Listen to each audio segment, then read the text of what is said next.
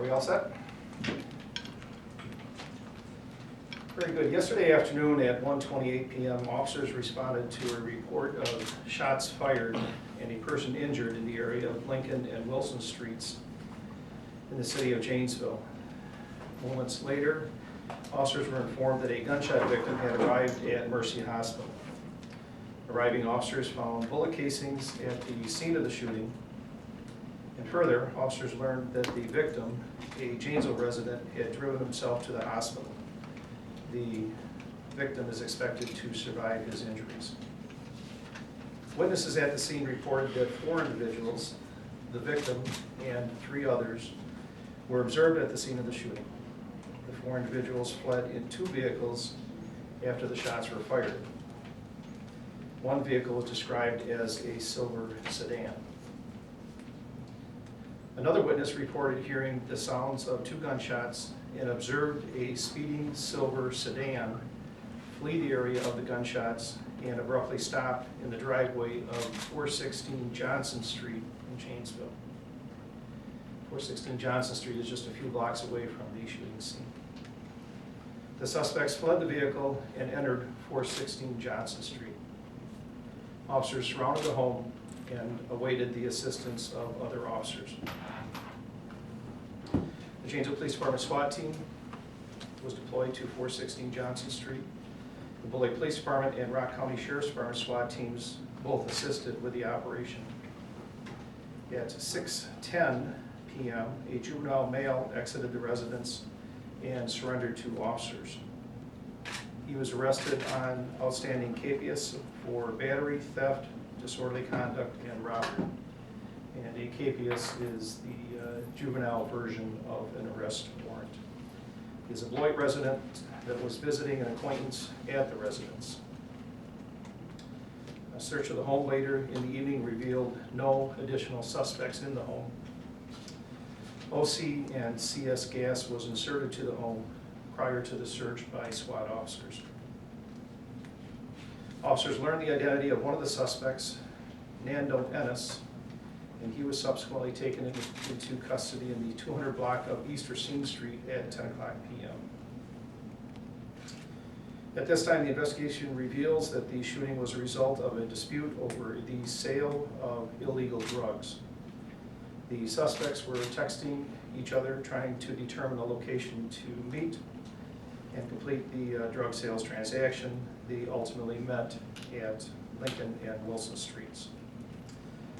This investigation continues. Detectives are interviewing additional witnesses and are searching 416 Johnson Street and 2 vehicles that were seized for additional evidence.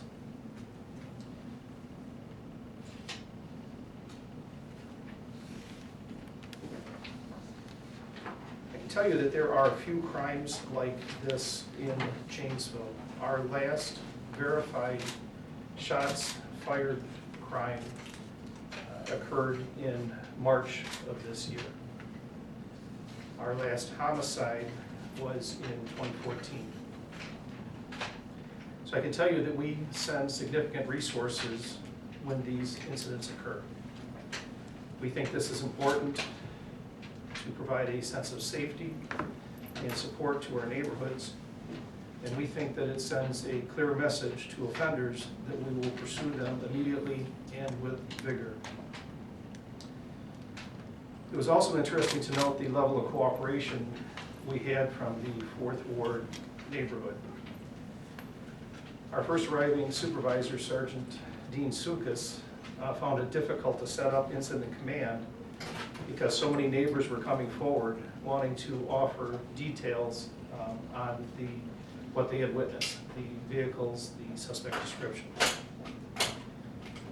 There are many neighborhoods across America that is not the case.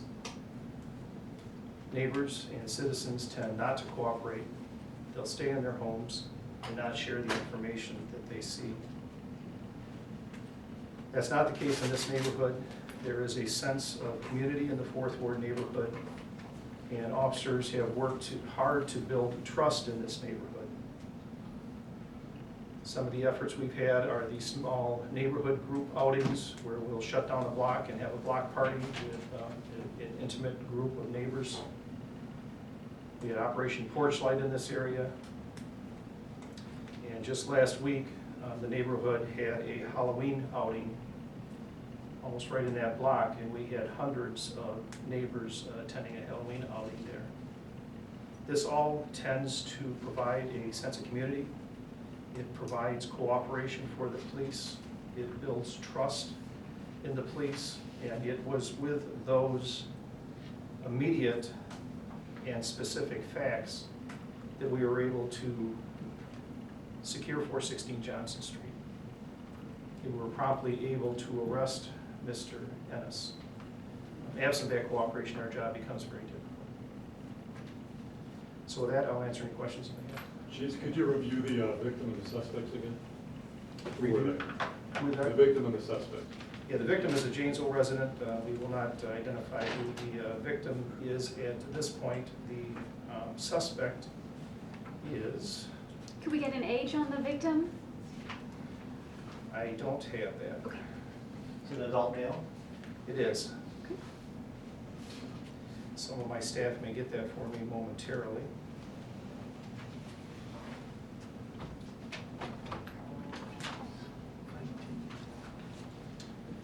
The arrested suspect at this point is Nando M. Ennis. He's age 20.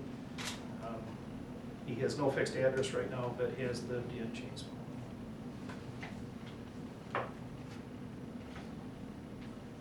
Can you tell us exactly, can you just go over exactly what happened last night and a little bit more? The investigation right now shows that there was a drug sales between the 4 of these individuals. We believe 3 were together and our victim was in a separate vehicle. They were texting back and forth, trying to agree on a location to meet. Both had vehicles. This could have ended up in actually any neighborhood. It just happened to be that they decided upon this intersection. Once they met, there was a dispute about the quality of the drug, which resulted in some conflict. And the conflict led to the shooting. The victim drove himself to the hospital, and the suspects fled. And we were able to take one of those suspects into custody. What kind of drug? Marijuana. And the other 2 suspects are still at large? Yes. Chief, you mentioned about the 2 vehicles being seized and also mentioned about a silver sedan. Was the silver sedan one of those 2 vehicles? And if not, is there a further description on that vehicle as in make or model? Yes, the silver sedan has been seized. The other vehicle that we've seized is the victim's vehicle that he drove to the hospital. Mr. Ennis was arrested on what charge? We're gonna need some help on that one too. I'll get that to you here shortly. Victim's 19. Victim's 19. Do we know the charge on the suspect? I believe it was second-degree attempted, but I will check. Get that for you shortly. So you believe Ennis is the shooter? We do. What's the suspect's full name? One shooter. We're not I'm not suggesting sure that there is just second-degree one attempt. shooter, but he is a shooter. So how many shots fired? Witnesses reported 2 shots fired. And where was the victim struck? You need to be very careful with medical information, so I probably won't answer that. Because if we learn it from the hospital, I can't share it from you. If our officer saw that, I can share it with you. I don't know the source of our information right now. Was it non-life-threatening injuries, though? The victim will survive. They were serious injuries, but the victim will survive. Second-degree attempted, Chief. Second-degree attempted homicide. There may be additional as the investigation goes forward, but Is the suspect cooperating? Is cooperating at this point? The suspect has spoken with officers and provided information for us. Is the victim being charged with anything? Not at this time. Do you believe the But victim had a it's weapon? an open investigation. There's a lot of pieces to it. Like I say, we are searching 416 Johnson Street as we speak. I don't know that these vehicles have been searched yet.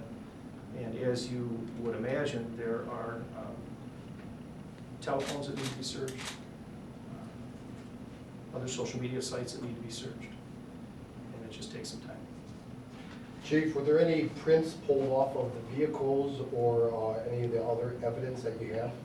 Right, that'll be part of those searches. I don't think the vehicles have been searched yet, so I don't know. That would be certainly the forensic evidence that we would look for in those vehicles. Chief, you saw the suspects were seen going into 416 Johnson, but you didn't find any suspects in 416 Johnson, is that correct?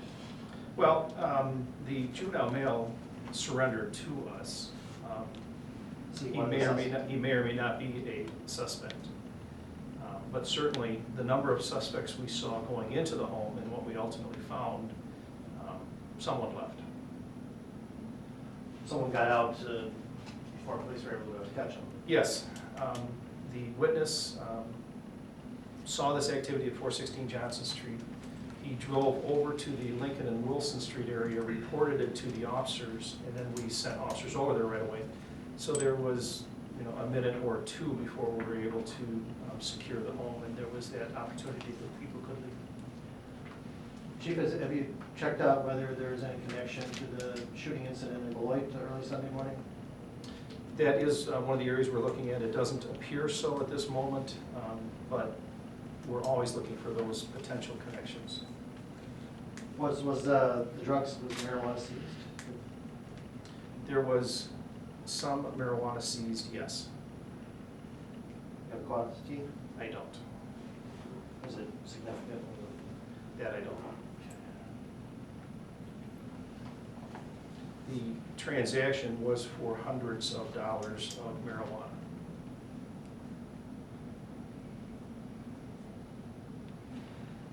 Was this gang related?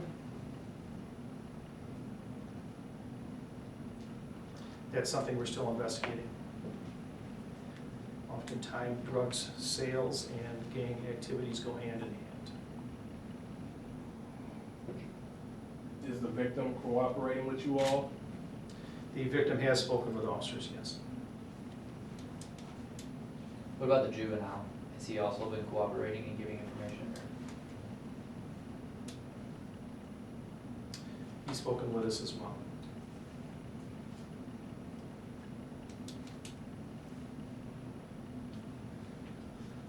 Currently, what are you all doing in regards to searching? Are you going house to house? What are you all doing? You know, a little more in detail. We're searching 416 Johnson Street. There is the potential that there are the weapons or evidence. We're searching the vehicles for forensic evidence and weapons. We contacted many of the neighbors last night and spoke with many in the neighborhood. But depending on what other clues come in, that may determine who else we talk to. And again, I think the phones and the social media sites will be a treasure trove of information and direct where we go with this investigation. Are you urging neighbors to stay in their homes, or any reason that they should be extra cautious? No, people can go about the community as they see fit. Were any weapons found at, 416 Johnson? We haven't searched it yet, so we're doing that this morning, and we'll be looking for those weapons. There was a little bit of gas in the house last night, and we wanted to let that dissipate. That's those explosive rounds we heard, that was them shooting the rounds into the house? It was, yes. What type of guns were used, if you would know? Jimmy? They were 40 millimeter weapons that are designed to project rounds into the target location. The explosion he's referring to is simply the propelling that powdered round into the target location.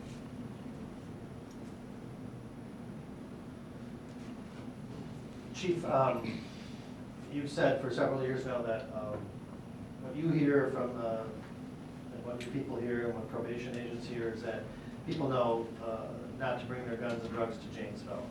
Obviously, that's not 100% seal of safety, but has that broken down, or yet to be seen, or how would you address that? I think you're accurate where it's not 100%. We hear often from offenders that it is unsafe to bring your drugs or guns to Janesville. It is a point of humor in our probation offices that arrested persons were arrested in Janesville, and they question their decision-making, I guess, for doing that. But it certainly is not 100%. But I will tell you that events like this continue to send the message that it's not safe to bring drugs and guns to Janesville. We probably had 40 to 50 officers assigned to this matter last night, and that's not by accident. That's by design. Because we want to get on these cases immediately. We know we can solve them quickly if we put our resources on it. We want our neighborhoods understanding that we are supporting them, and we want them to feel safe. And if it takes 40 or 50 officers to do that, that's what we'll do. So you said 40 to 50 officers? Is that Yes. That's including patrol, SWAT, and investigations. Does that include the Beloit Sheriff's Office? Yes. There was some state patrol people helping out yesterday? Yeah, we had some state patrol helping with the perimeter. Would that 40 to 50 officers take away from any other area, or would you still have sufficient officers if another serious incident happened? Now, that's the challenge of policing. We quickly, fortunately, this incident happened about shift change. So we had 2 shifts of officers here already. We brought in our 3rd shift in early, and we were able to provide, take care of our calls for service. If you got a barking dog or a loud stereo, you probably waited a while for an officer. In fact, I'll guarantee you waited a while for an officer. But any other emergencies out in the community, we responded to. Chief, do you believe more than one weapon was discharged in the gunfire? Yes. Did the victim shoot? That's part of the investigation. We don't know yet.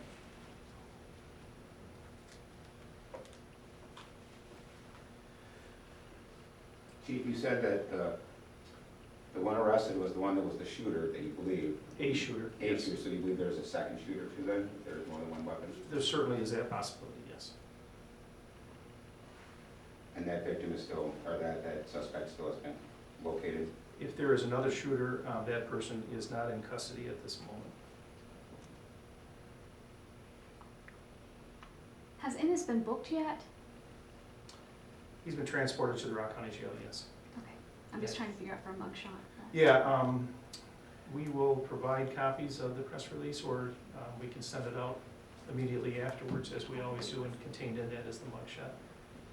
I tell you what, if you need a hard copy, please see Mrs. Vaughn here in the blue blouse. She can help you out with it. Otherwise, we'll get electronic copies out right away. And those got emailed to the usual suspects? Sorry, to the usual media outlets? As soon as we're done here, that's when that will go off, yes. Okay. Do you know how long the victim is going to be in the hospital for? I do not.